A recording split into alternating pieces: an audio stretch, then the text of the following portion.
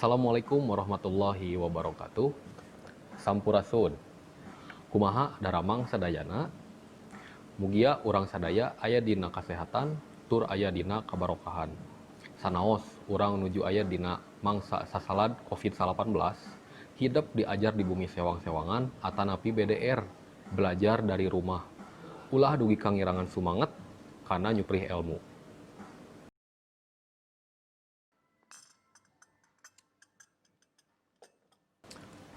Simkuring Faza Fauzan Azima atanapi sauran we paojan ti SMP PGI hiji Bandung.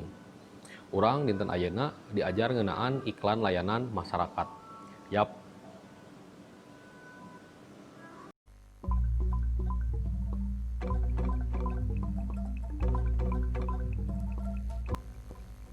Tah ayeuna urang bahas heula naon anu disebut iklan teh. Iklan atawa sambung layang mangrupa salah sahiji cara pikeun ngawanohkeun, ngawawarkeun, nawarkeun atawa mere informasi ngeunaan hiji barang atawa hal. Iklan teh aya nu disebut iklan komersial, eta mah aya patalina jeung kauntungan.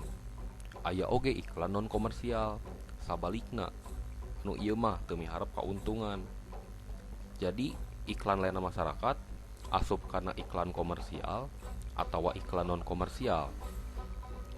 Nah, jadi iklan layanan masyarakat mah asup kana iklan non komersial. Kusabab iklan layanan masyarakat mah ditujulkeun ka masyarakat bari henteu miharep kauntungan. Maksud jeung tujuanna oge iklan layanan masyarakat teh pikeun umajak sangkan masyarakat migawe pagawean anu hade keur kapentingan masyarakat balarea. Tah ayeuna naon bae ciri-ciri iklan layanan masyarakat teh? Anu kahiji tadi tos jelas henteu ngarah piuntungeun atawa henteu ngandung unsur komersial.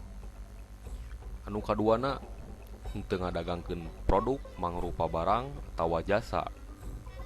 Anu katiluna anu masang iklan layanan masyarakat biasana mah pamarentah, yayasan, atawa organisasi sosial anu henteu neang kauntungan.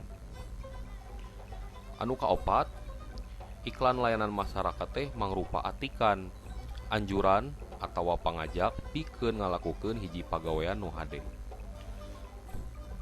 Tah, aya sababaraha hal anu kudu diperhatikeun dina iklan layanan masyarakat. Nyaeta nu kahiji, iklan layanan masyarakat teh kudu komunikatif. Hartina iklan layanan masyarakat teh media pikeun nepikeun pesan-pesan nu hade keur mangaruhan balarea ditepikeun ku cara someah atawa persuasif. Tah anu kadua, iklan layanan masyarakat teh mangrupakeun atikan. Nyaeta iklan layanan masyarakat teh media pikeun ngadidik jeung ngaronjatkeun kasadaran masyarakat kana hiji hal sangkan ngarobah pola hirup masyarakat. Anu katiluna seni. Iklan layanan masyarakat teh mangrupakeun media pikeun masyarakat kataji ngaliwatan ajen-inajen seni nu dilarapkeun dina iklan layanan masyarakat. Tah sakumaha umumna iklan layanan masyarakat oge ngawengku tilu cara dina midangkeunana. Nu kahiji ngaliwatan audio. Nyaeta iklan anu ngan kadenge hungkul seperti contona iklan anu aya di radio. Anu kadua ngaliwatan visual. Jadi iklan layanan masyarakat ieu mah iklan anu ngan katenjo seperti poster, pamflet, baliho, spanduk, stiker jeung sajabana. Anu katilu audio visual. Iklan ieu mah kadenge jeung katenjo oge seperti iklan dina televisi atawa dina internet anu diunggah di YouTube, di Instagram jeung media sosial sejenna. Tah iklan layanan masyarakat anu mangrupa poster, pamflet atawa stiker mah mindeng kapanggih di gedong fasilitas umum seperti di rumah sakit jeung puskesmas. Tah ayeuna urang tingali contoh iklan layanan masyarakat anu make pidangan visual ya. Kumargi ayeuna nuju usum COVID-19 urang pidangkeun contoh iklan layanan masyarakat ngeunaan COVID-19.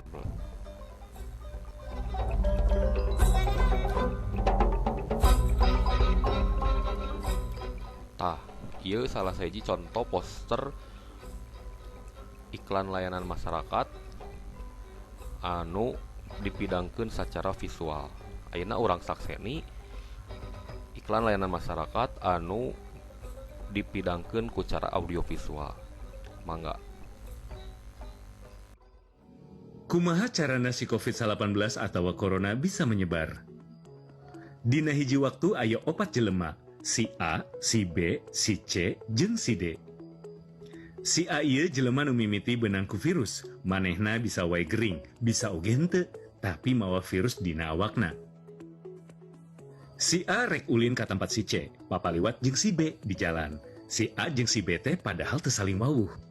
Sanggeus eta, si A panggih jeung si C. Si C ieu bisa hiji jelema atawa lobaan, babari keneh lah ngalacakna. Kunaon bisa kitu? Kusabab lamun si C gering, urang bisa langsung ngecek. Si C ieu teh karak papanggih jeung saha wae, terus bisa langsung kanyahoan asalna ti si A. Si C bisa langsung dikarantina jeung diobservasi. Sami, si A oge sarua. Masalahna, eta si B teu bisa dilacak. Data arapaleun teh. Sok, sabaraha urang nu paliwat jeung si A, si B oge tak apal yen manehna teh katularan ti si A. Aya deui si D anu nuju ulin. Si D teh bisa wae panggih jeung si B. Tah, si D ieu teh berpotensi jadi si B anu anyar. B2, jelema anu tak apal yen manehna teh paliwat jeung anu beunang corona. Tah, si D ieu teh bisa wae urang. Bisa wae urang teh jelema anu geus beunang virus corona atawa COVID-19. Normalna masa inkubasi corona teh 2 minggu. Lamun geus 2 minggu, biasana kakara urang mimiti gering jeung nunjukeun gejala-gejala tina virus corona eta. Kusabab eta, urang kudu ngajaga jarak atawa cicing di imah we heula. Ameh urang teu jadi perantara eta virus. Jaga-jaga ameh urang teu mere virus ieu kanu sejen, terutama maranehna anu rentan. Hayu ayeuna mah urang eureunkeun penyebaran, jaga jarak, usahakeun di imah tong ka mamana. Jaga diri, jangan jaga kakabehanana.